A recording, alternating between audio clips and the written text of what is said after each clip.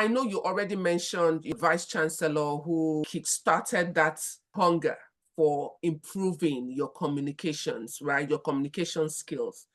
But I also want to believe that over time, you may have worked with people who have impacted you. Now, I want you to share what experiences or mentors have had the most significant impact on your professional development and success. I would start by saying that I think in certain ways that don't really resonate with most people. The first mentor that I would like to mention right on this call is my exposition to the big library during those days in the university by someone I would call, he is currently a pastor, Pastor Uche Agua. He's not really, most of these guys who transform people's lives are not really known across. And sometimes it could just be someone in your village. It could be someone in your family. It could just be one gentle person who made a great impact on your life. And in my own case, I would say that Pastor Uchagua did a very great work on my life as a young person by exposing me to the library. He taught me how to go to the library. He taught me how to read. He taught me how to select books. And all of those things exposed me and exposed my mind to thinking in a certain way, as opposed to what the generation today wants to offer you. My first mentor would just be Pastor Uche Agua. And my second mentor is, to be honest with you, Mercy, she's currently 89 years old. Wow. And what this mentor taught me is, she taught me the power of language. In communications, language is what separates people. Yes. Language is what brings people together. In communications, language has the force to bring you into circles that you don't even have the qualifications for. Wow. She taught me that language is older than humanity. She taught me that language is older than anything in this world. And over the years, from the books I have studied, from materials I have read, I can tell that language is truly as old as this lady has stated to me many years ago. She taught me a lot around language. In fact, the lady made me to realize that when you go in an environment, don't be more intelligent than their language. When you meet people, don't be more intelligent than their language. And so when I moved over to the north, to the northern part of Nigeria, I realized that I could speak Igbo, I could speak English, but because I could not speak the Hausa language, it became a factor that created a barrier between myself and people that I could have done business with. When I now realize the importance of learning Hausa language and all of those their languages, I could effectively relate with people that on a norm I could not relate with. As soon as I speak that language, I automatically become friends with people that I have never known all my life.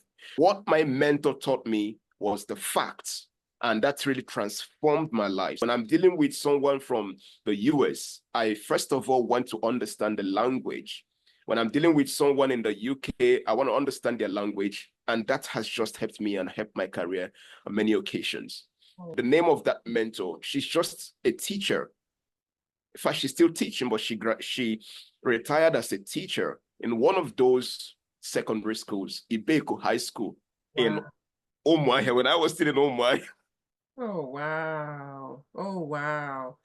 So Oh, wow. I promised myself that whenever I go on any platform, I want to, first of all, recognize these people before I call some big names. Yeah. Her name is Ifeyinwa Etelbert. Ifeyinwa Etelbert. She did a great job on my life. Oh. And the rest are role models. And so we have the likes of Del Carnegie. He died many years ago, but his model on communications is still working on my life today. I have many of his books. I have ordered many of his documentaries, and they have had great impact on my career as a professional. It has really helped me on many occasions. And the other person is Les Brown. I had to take a course with Les Brown a few months ago. I got connected to him on Clubhouse, and I had to sign up for his course. I paid some good amount of money, and learning under him and connecting with other people on that platform gave me a lot of opportunities. Those are people that have made great impact on my lives. And many of my bosses connecting to Al Jazeera, connecting to other media houses that I have worked with on my career. Wow. There are many people, but someone that I don't want to ever forget mentioning the name on this call, Mercy, is my mom. Oh. And it's weird to say this. My mom taught me how to write. Writing is an integral aspect of communications. Whilst it's important for us to show our energy in public speaking communications, but the real value and value in communications, academically speaking, socially speaking, and all what have you, can be determined by how much you're able to write. Yeah. If you can write well, you can eventually communicate well. The problem we have with most people and communications and the effectiveness in public speaking is that they don't have the discipline to write. And this was exactly what my mom taught me. And getting into the media, I realized that before you go to report any news, they would tell you, as you're coming back from reporting this news, you need to also write and develop this news. Yes. Beyond just having the mic and the lapel mic and speaking all the loud English, you also need to go back to your office and pen down the ideologies of that news and information. And that brings me to the final words I would like to say. If you truly want to do well in communications, anyone listening to me, one of the best things you must learn to do is that you must learn to write. Yeah. I realized that the more you expose yourself and mind and discipline yourself to writing, the more you begin to understand some words, some clauses, you begin to understand some certain phrases that would help you to be able to solidify your ideas when you communicate. Because communications is not just about the energy of gesticulation, body movement, eye contact, and all of those things. Communications is also measured on the basis of the quality of information you have. And quality of your information is measured on how you can write. If you cannot write intelligently, it is mostly difficult for you to communicate intelligently. Because as I'm speaking right now, I'm also seeing this white paper and my pen moving. I'm connecting my words as much as I'm connecting my ideas. I'm connecting my phrases as much as I'm connecting my ideas. I'm connecting the use of words as much as I want you to hear what I'm saying. The connecting of those words is what makes public speaking and communications to be very beautiful. The use of words, the expression of words, and the detailing of ideas, and the simplification of your ideas is what makes communications very, very relatable. And if you cannot simplify those ideas, it means that you don't deserve for people to listen to you. One of the lessons I learned about communications. Wow. I don't know, for some reason, when you're talking to an academia, you become an academia. You see me writing? Oh You my. see me writing here? I'm just writing. As I'm talking to you, I'm writing. And that is how it works. I'm writing, like I'm just moving my hands. I'm just writing my words. And that's how it works. Communications is not just the energy there that, no, it's about putting your words together as much as you want to put your ideas together. Thank you so much. And over to you, Mercy. Oh my goodness. You can see that one session is probably not enough for all of the things that we need to unpack. There's something that you said that is so profound. The fact that you mentioned the names of people, in quotes, people we don't usually hear about, right? And so many of us have had those influences in our lives. As you talk about your mentors, I remember a dear friend, he's late now, Martins Onoha. He was somebody who, yes, it was somebody who, the same thing like you, exposed me to the love of reading, took me to libraries at the time when Britannica Encyclopedia was in hard copies. Right. It's not like now that we can access them online, right? They were in hard copies. He would take me to the library, we'll read world histories. That helped me. I became hungry. And like you said, truly, you cannot be a good communicator if you don't enjoy reading. And you took it a notch higher. You also have to be a good writer. And So true, so true. From a very young age, I think from when I was like 9, 10, I started keeping a journal. And this year, Right. I'm going to be 45. So I've been keeping a journal for over 35 years. For you to Amazing. be for you to be a good communicator, like you said, you have to learn to pour out, to write. In fact, there's something that you said that is also very instructive. For those of us in academia, we encourage our students to write policy papers, right? And you know that Right. policy memos are like 2, 3 Mhm. pages. They are not in those 3 pages, you are forcing them to be concise enough to talk Right. about the issue and the information they're trying to pass across in those short pages. And like you said, in the media too, the story can be everywhere, but you have to put the story in write the story in such a way that we can, in 2 minutes, whatever breaking news it is, you can put it together and be able to tell the story in an intelligent way, right? Where Right. you don't Right. have all the time, right? And so there's just so much to unpack from what you're saying, but I want the listeners to know that every word that we have shared here, their importance, the importance of reading, the importance of writing, the importance of putting down your thoughts in a way where you can communicate effectively to your listeners. These are all Right. important. And we cannot do without mentors. I'm glad for social Right. media. If you have a mentor that you really like their style of communication, you can follow them. They don't have to be your personal mentor. You know what I mean? You can follow them. Right. And before I get on to the next question, I have to say something that is really very impressive, Mr. Izu. The fact that you're where you are and you're still paying for professional development. Right. Please, Right. please, please. There is no point we get to and we say we are done. We have to Wow. keep improving. We have to keep learning. We have to keep adding to what we already know. You are paying. You said you paid Les Brown. Les Brown is one of those. I started reading Les Brown from when I was a very young girl and listening to him. When his messages, I call them messages, were like audio tapes.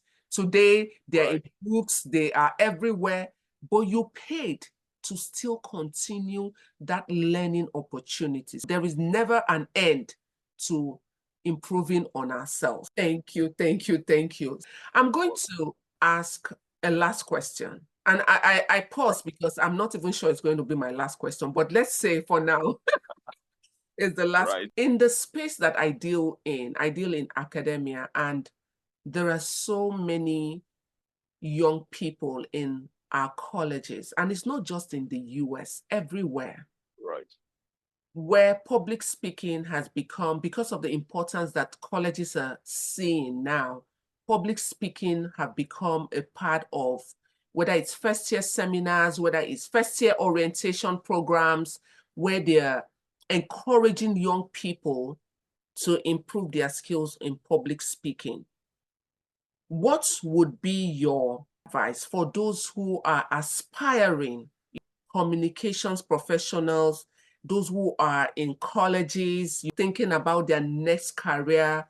What would be your advice to them, especially in this growing field where what is obtainable 10 years ago is no more what is obtainable today?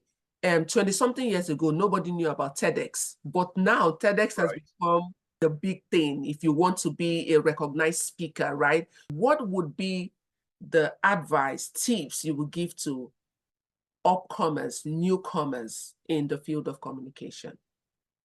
I'm going to say to them exactly. I was having a conversation with my wife the other day, and we're just talking about a couple of things. And one word came to my mind. And I'm going to say these words to the people listening to me. And to anyone that wants to take the media, public speaking, communications to another level, refine yourself before you refer yourself. I'm going to say that again. Refine yourself before you refer yourself. Now, we live in a very noisy world, where people's voices are so testy, they want to be heard. as much as I wanted to be heard many years ago, Hmm. I would say that taking your time to build, refine, develop yourself is going to give you a lot of opportunities that you don't need to struggle for. Right. It's going to give you a lot of platforms that you don't need to canvas for. Many people canvas for opportunities. They want to be seen. They want to get on different platforms and stages because they have not been able to refine themselves to a very large extent. And for me, when I was rising in my field, I remember the days where I was so hungry. I could send a lot of letters across to different events curators. I could just meet my director and tell him I would like to say a word in this meeting. And I realized that at those levels, whenever I'm given the primary opportunity to express myself, I could not really say anything deep. I could not say anything intelligent. I could not really express myself through the lens of facts and figures that can actually move and transform the lives of people. Along the line, I realized that learning constant self-development and refining myself made me to become a better person. I'm still on a journey, but it made me to become a better person. It made me to realize that there are certain stages that I don't need to drag myself to. There are certain meetings I don't need to say a word. When you begin to refine yourself, you begin to realize that communications are segmented into different sciences. There are over 81 of it, but one of it is silence. There is an aspect of communications that has to do with silence. And that level in communications explains your level of experience and exposure. The reason being that you walk into a meeting and people are saying a lot of things that you know that if you say a word, people ask, who is this person? But for some reason, you become so quiet and gentle and reserved. Instead of being heard, you're taking notes. Instead of saying a word, you're taking notes. That is a level in communications. In the media, we call it investigative angle, where you're not saying a word, you're calm, you're just silent. I would just say to people who would see this video at any point to pay more attention to refining yourself. Because in the subject matter of communications and public speaking, what you say is directly proportional to what you know. And what you know can only be connected to how much you have refined yourself. Refining yourself, the way you look, the way you sound, the way you relate to what you know, refining your ideologies, refining your mindset. I learned from Les Brown that you can be very intelligent and your communications will not be intelligent. And the problem could just be traced to your mindset. So the mind also needs to be fed. Elementarily, I would just say those words to them, but professionally, I would say to anyone who wants to go very far in communications, the media, public speaking, take your time and subject yourself to education. And by education, I bring out your resources and pay for courses, pay for learning. Don't ever you give yourself to all of these societal free webinars and all of it doesn't work. If you want to get into the media, take a course on the media and get into the media. Subject yourself and ensure that it aligns with your passion. Once it aligns with your passion, you're going to do well. Whatever does not align with your passion and interest is just as good as pouring water on the stone. And the final words I'm going to say to anyone listening to me right now is this. People will forget your suit. People will forget what you look like. People will forget how beautiful and handsome you look. People will forget everything about you.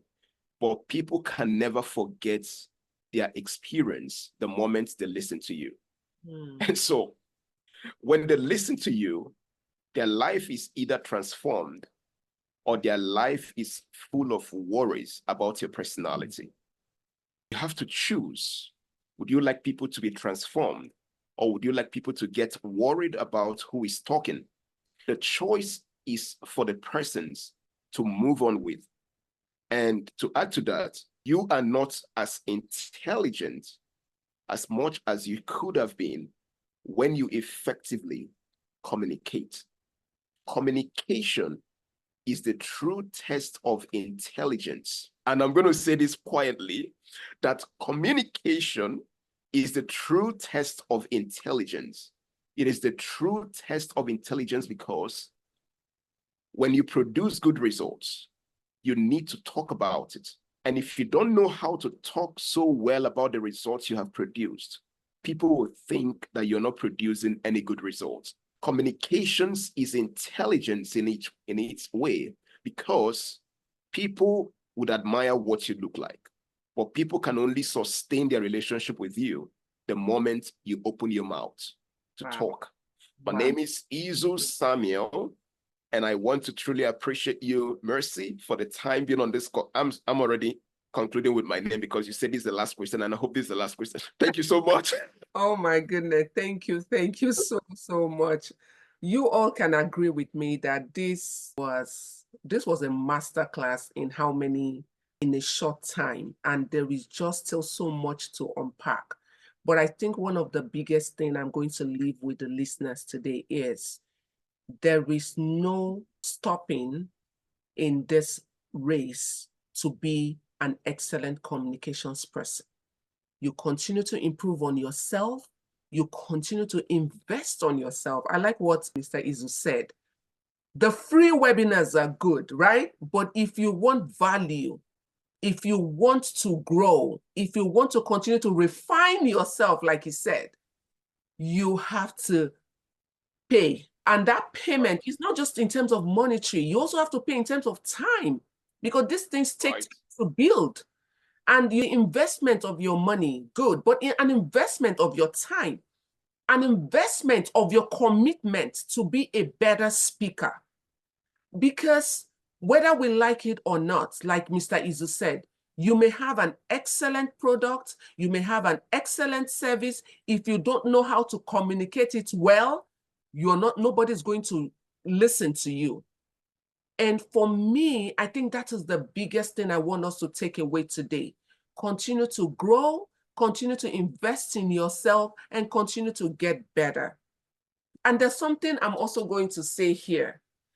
Practice, practice, practice, right? Nobody was born a communicator. That's the truth. We keep practicing until we get better. The best speakers still get to practice before they go on stage.